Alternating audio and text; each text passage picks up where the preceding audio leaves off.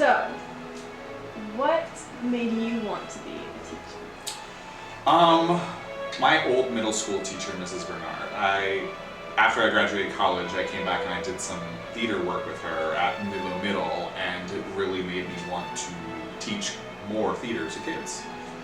That's really cool. What kind of student were you in high school? Very quiet student. I was very quiet, and I just did the work and got through. I didn't really do much else. Were you do you think your younger self would be shocked to see you back at school teaching? Yes. Why do you think that? Well, that was never my game plan. Mm-hmm. I went to college for social work, and then I got a degree in technical theater, and then I became a teacher. So it was not along the line of plans. I come from a family of teachers, so part of me was like, let's not be a teacher, let's try something different, and then here I am, and I love it. How did you end up with technical theater? I get stage fright, and so I've performed before, but I really like the aspect of behind the scenes, of making it all work, figuring out how to make the set look great, and the lights on the actors, and their props, and it's just a lot of fun. So you have a very nice little space here. Why, do you think it's important to build a space that you enjoy, that you can work in? Yes, but this space really isn't for me. It's more for the kids. So, I mean, this is where some of them will come in here and eat lunch while I'm out there working, and I can check on them. It's really just a place for them to take a second, step back and relax. And I have meetings in here with them if we need to. Otherwise, it's for the kids. Yeah.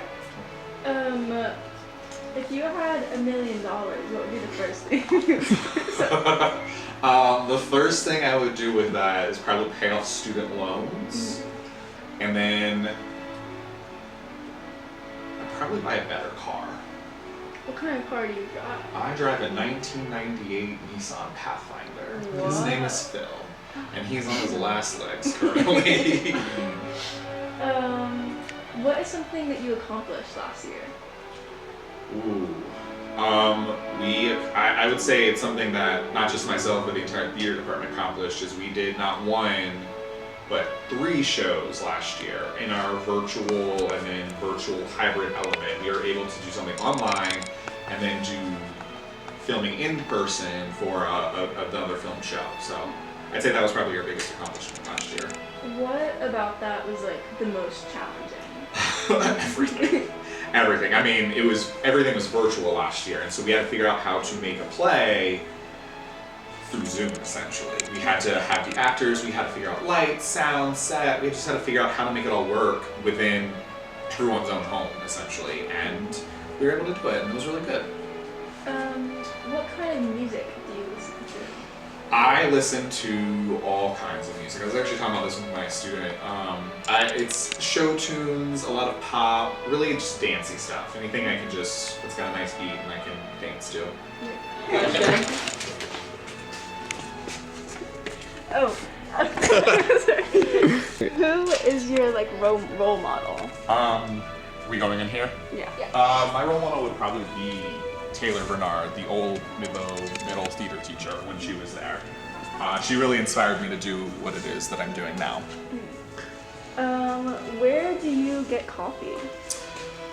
It has been Starbucks, but lately, the past 2 months, I get just a cold brew thing from Publix, and I'll bring that here and just make that with my Cinnamon Toast Crunch creamer. Did you have a New Year's resolution? Actually, no, I did not this year. Mine was just to get through the school year. I guess that is the resolution, but it was really just to get through, that's all. Do you enjoy morning or afternoon classes more? Morning. Why do you enjoy that? I have the most energy then.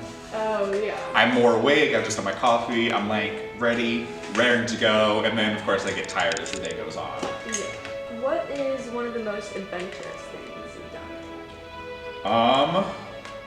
When I was in college, my friends and I took a 13-hour road trip from South Carolina to New York City for our spring break trip, and it was 5 of us crammed into a tiny Kia Soul and our luggage, and we drove that entire trip without stopping, except for gas and everything, and then we basically explored New York City and saw Broadway, and That is so it was a lot of fun. Do you have any pets? I do. I have 2 dogs, Macy, who's a Jack Russell Pit Bull, and Quinn, who is a little Papillon Mutt. He's a little guy. That's so cute. Yes. So what made you decide to get like a dog over maybe like a cat? So actually they're my childhood dogs. So they're my family's dogs, and then when I moved out and into my own place, they came with me. That is so fun. Yeah. How do you try to teach theater differently in a way that's like better for, does that make sense? I'd say I try to make it as real world as possible. I try to teach the skills that you can use in theater productions, but you can also use them in real life situations. So a lot of the tools that we use here are also things you could just use when you get older in your apartment, and you can learn how to do that here, so. What is the biggest learning experience? Everything. Everything. I mean, my motto is that you're always learning. Even after you were well out of school, you're always learning. And when I got this job, I had no idea what I was doing. So it was just all a learning curve for me. Everything I learned was brand new, essentially. What are some of your hobbies? Reading, walking my dogs, playing video games. I like to bake every now and then. Oh, what do you bake? Pastries mostly, cupcakes, cookies, stuff like that. That is it. All right. Well, thank you guys so much. This was a lot of fun. Yeah.